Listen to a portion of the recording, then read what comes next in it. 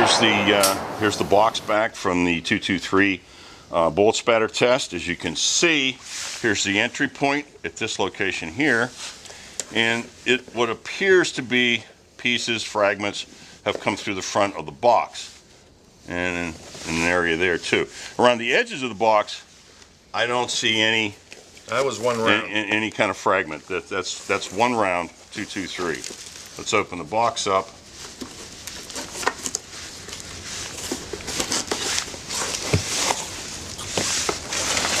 And here is, let's see if I can zoom in on there a little bit. Okay.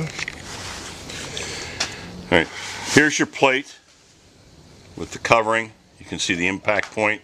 Doesn't seem to be any appreciable damage done to the plate itself. The covering, however, has been degraded to a certain extent. Here, as you can see, is the bullet spatter that came off the plate. You also have some dust. This is just stuff that settled down.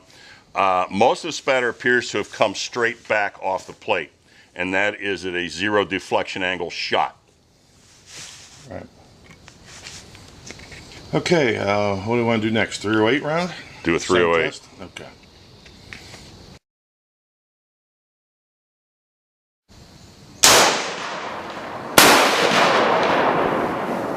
Okay, here we have the plate after it's been shot with a 147 grain standard NATO round. As you can see, the front of the box, most all your spatter from the bullet seemed to exit straight back. Of course, this is a 0 deflection shot.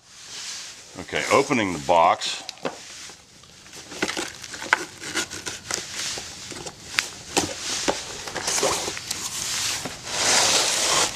You can see this is the point of impact for the 308 right here.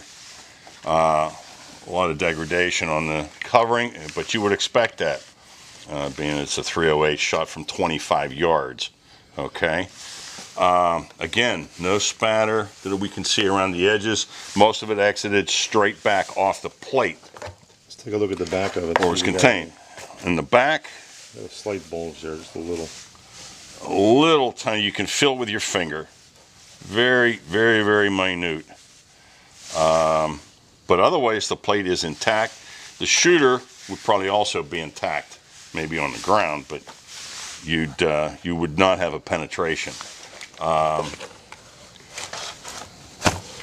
So actually, at 0 deflection at 25 yards, this plate will not only stop the round, it will also keep the spatter, the bullet spatter, from injuring the person. The problem we have with this stuff, everybody shows the steel plates. They show being shot straight on. That's not realistic. If you notice in our example here, he's engaging the target, but he's at an angle. Okay, so that round is coming into him. We've shot plenty of steel over the years and know that you're going to get deflection, you're going to get ricochet. That round is going to bounce off his chest and go into his arm, or if there's a partner standing behind him, it could be your wife, your kid, could be your shooting partner. He's going to get hit with that round. And that's why we're going to try to demonstrate in this test. We're going to shoot the steel plate with at an angle. We put a piece of cardboard behind it, try to show the ricochet and the deflection as it goes into the cardboard. So let's see how it does.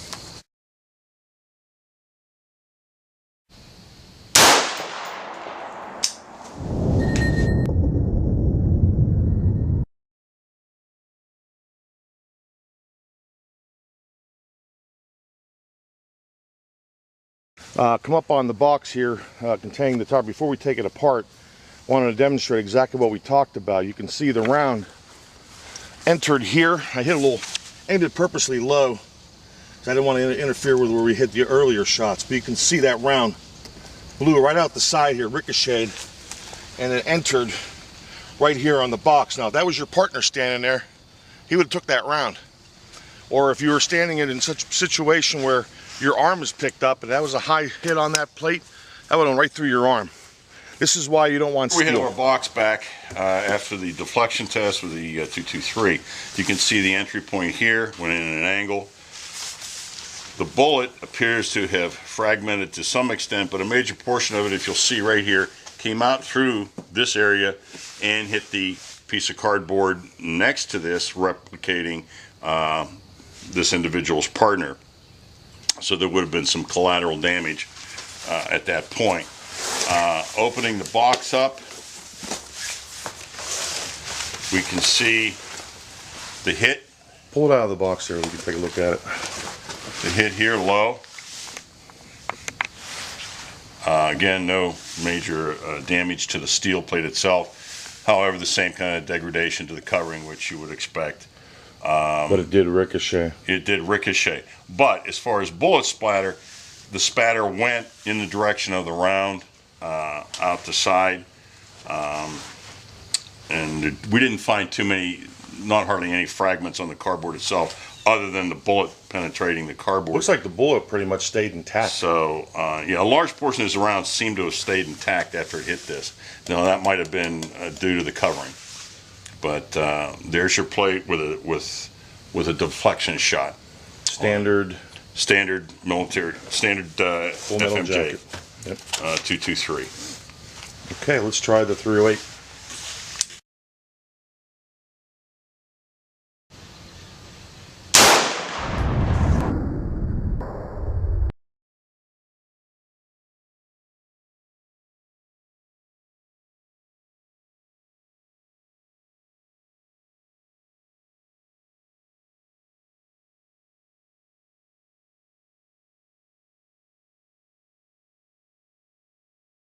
Okay, let's take a look at the box.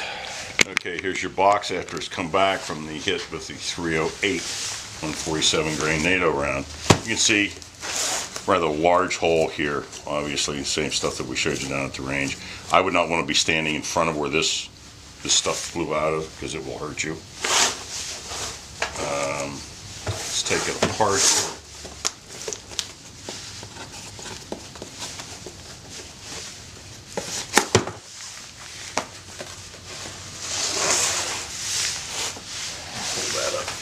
Here's where it hit, right here. And you see the bullet spatter took most of the covering off in the direction of travel of the bullet.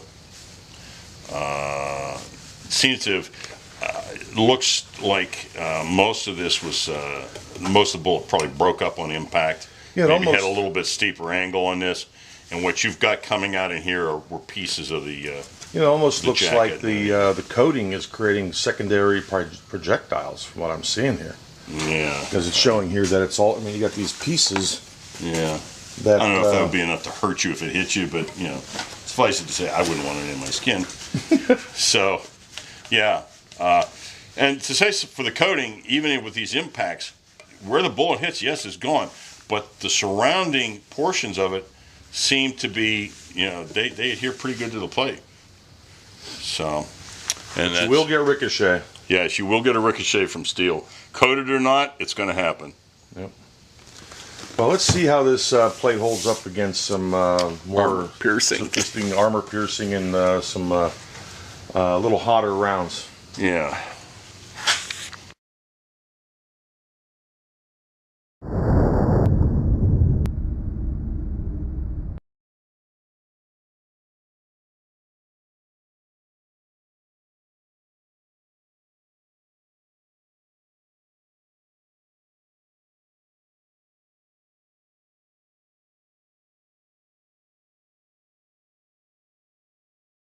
The plate after 2 hits from a armor piercing 308. You can see first one here, right here. Actually, that was the second one. From the jacket. Second round. Around the hole. This one was a through and through. Actually, both of them were. You can see here and here, and it carried on into the padding in the back. Interestingly enough, it did not. One of them made it almost through the chair. Okay, here we have the plate shot with 2 versions of the standard AK round. Steel core, absolutely nothing on the plate. Marks the surface, that's about it. Both rounds performed similarly. No bulging in the back of the plate whatsoever from it. The only thing that took a hit was, again, the covering, because we've hit it so many times, it started to almost completely fall off here. And so, but there's been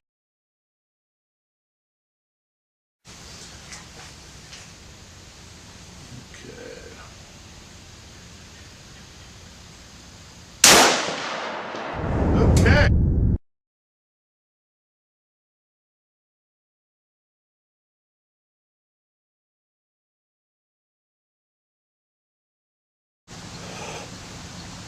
Yeah.